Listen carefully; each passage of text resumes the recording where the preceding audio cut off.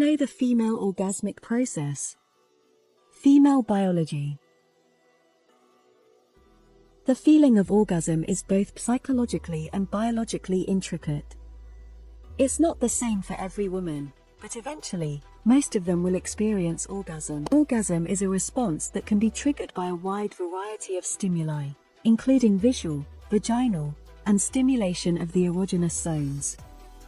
In most cases, the region around the nipple. The majority of women are highly dependent on their orgasms in response to stimulation of the glands on the surface of the clitoris. The clitoris is home to the greatest number of nerve endings. It contains legs and vestibular bulbs that wrap around the vaginal canal in the human body. The legs and the bulbs are also potential sources of erection failure. The tissue that becomes enlarged as a result of being sexually harassed fills with blood. Orgasms of varying types, brought on by either selective stimulation of internal vaginal regions, such as the so-called G-spot cervix, or a combination of the two, can be experienced by certain women. Erogenous zones are parts of the body that, when stimulated, have the potential to generate both pleasure and sexual arousal. Nipples are an area that a lot of individuals find to be sexually attractive. Each nip has a network of several hundred nerves endings, which makes them very sensitive tissue overall. Sparks should be sent into the cortex of the genital sensory system whenever the nipples are stimulated. This is the same region of the brain that becomes active in response to stimulation of the vaginal or clitoral regions. As a result of increased blood flow to the vaginal areas, which occurs during arousal, these areas become more sensitive.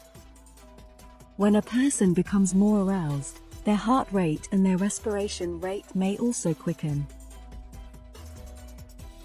Women frequently experience rhythmic spasms in their muscles. During or even after an orgasmic experience, spasms can occur in the vaginal canal, the uterus, and the anus.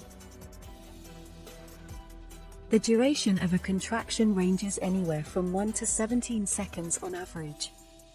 However, it might be different. When your hormones provide the message to your brain that you are becoming sexually aroused, the process of lubrication can begin. And with that, the vulvovaginal loop gets underway, releasing fluids that aid in the process of penetrating the target. There is swelling on both the inside and the outside of the vaginal lips. Despite the fact that women do not release any seminal fluid during an orgasmic experience.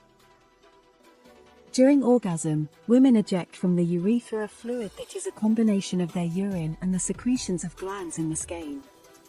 This fluid contains sperm, urea, creatinine, uric acid, and prostate-specific antigen.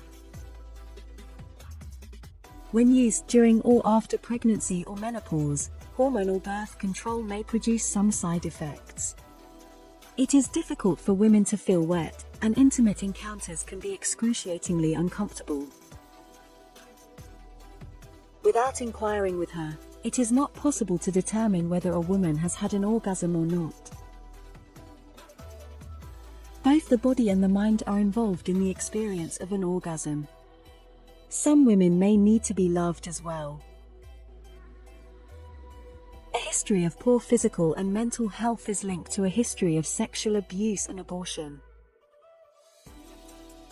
Observe some form of religion on occasion. Orgasming could be more challenging for someone who struggles with sexual shame and stigma. There are a lot of women who can have more than one orgasm. After the conflict has been resolved, on the other hand, men typically need some downtime before they can have another orgasm. I can conceive a child without having to engage in sexual activity. Orgasms, on the other hand, may improve fertility.